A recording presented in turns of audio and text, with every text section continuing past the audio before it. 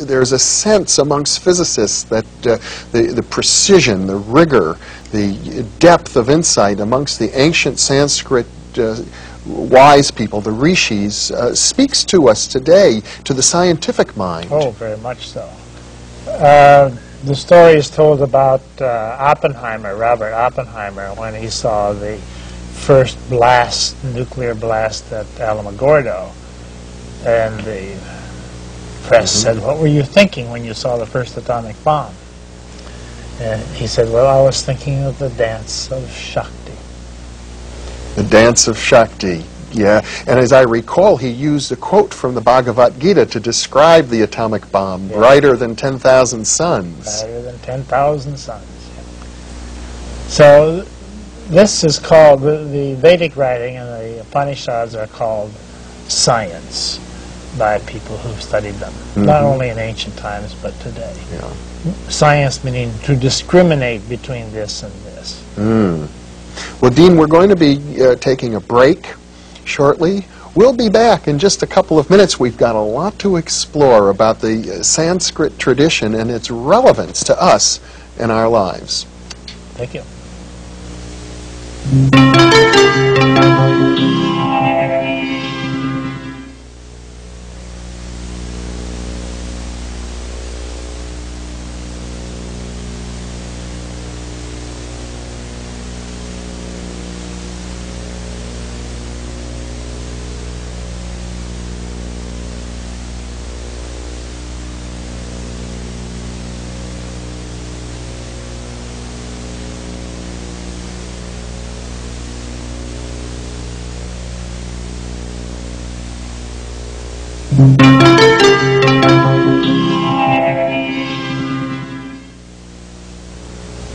Welcome back to Thinking Aloud. I'm your host, Jeffrey Mishlove.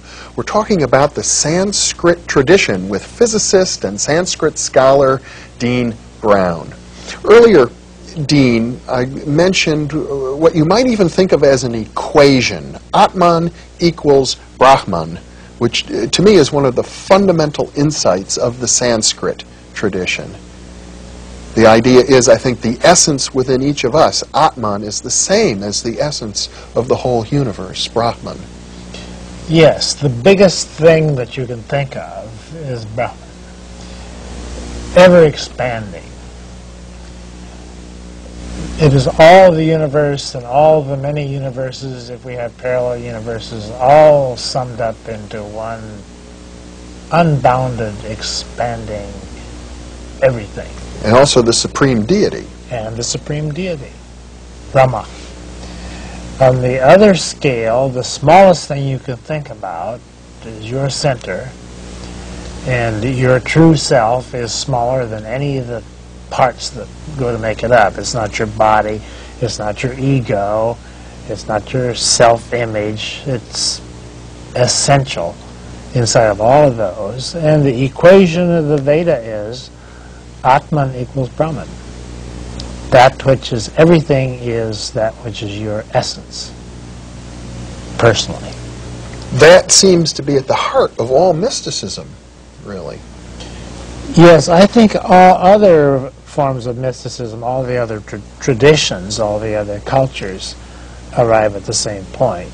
I think the Vedic is the most extended and most sophisticated version of it, but I think that we're all saying the same thing. It's sort of like the E equals MC squared of metaphysics. There's that and much more, yes. And if I understand the Vedic tradition, the Sanskrit tradition, it is out of this insight that a whole science of metaphysics unfolds. Yes, from this point, Atman equals Brahman, we get the whole cosmology of the ancient Indians, the ancient Greeks is derived from it because Greek is a Vedic subculture, and Latin, our modern science, is derived from it. All of that comes in its many forms down to us in the modern form of Advaita, Vedanta. Vedanta means the fulfillment of the Vedas. Veda means wisdom. And Advaita means not two.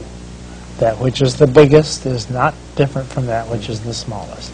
So when we think of Hindu culture, for example, as being polytheistic, and we don't understand this Advaita tradition, we're missing something very important about the way they understand their relationship to their deities. Yes, indeed. The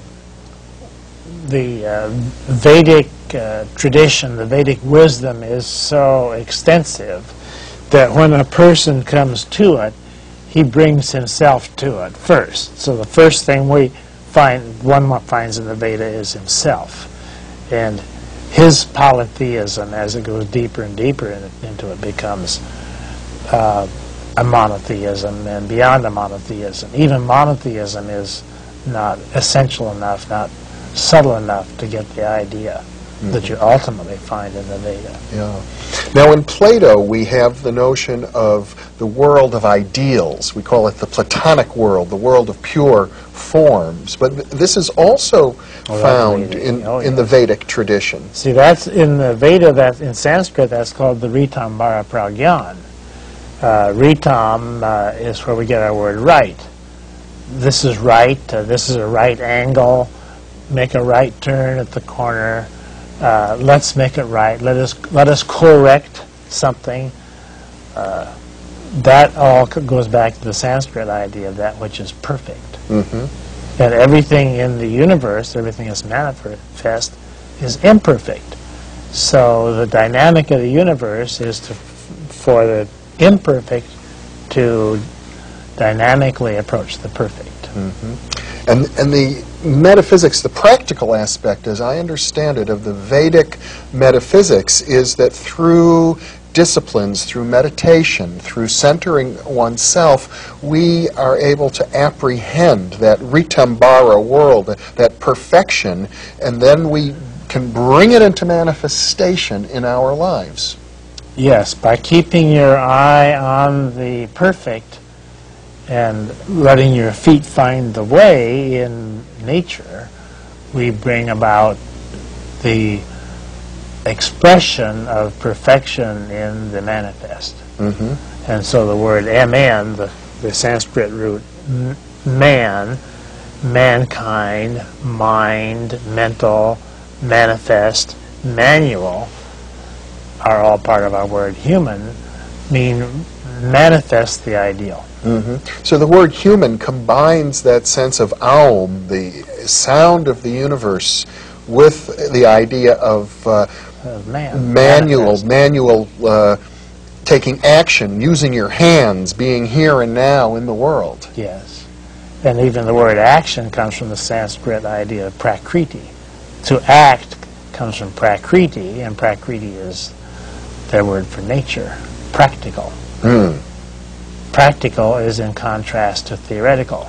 We have theory and praxis. Theoretical, comes from the Sanskrit devas, deus in Greek,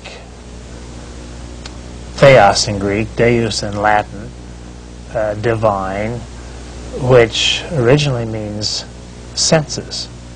Your senses are your devas. So God is your senses, your perception of the universe. Our very sensory experience is the way that we connect. Everything comes from your senses. Now, you have thousands of senses, but it's through all of your senses that you comprehend God, the universe. And the very idea that a human being can comprehend the divine, the infinite, is particular in some way to the Sanskrit tradition, I think. Yes, indeed. And to comprehend the divine, which is to say everything, one comprehends oneself, one's atman. The route to the divine is through the atman. The route to everything that you sense or can sense is through your center. Now, the Sanskrit tradition, of course, is a vast literature. We have the Vedas, the Upanishads, the Mahabharata, the Bhagavad Gita, the Yoga Sutras, the Brahmanas. The Tantras. The Tantras. Well, the Tantras in particular are interesting because, as I understand it, they're really the oldest of these traditions. Yes, the Tantras are the shamanic practices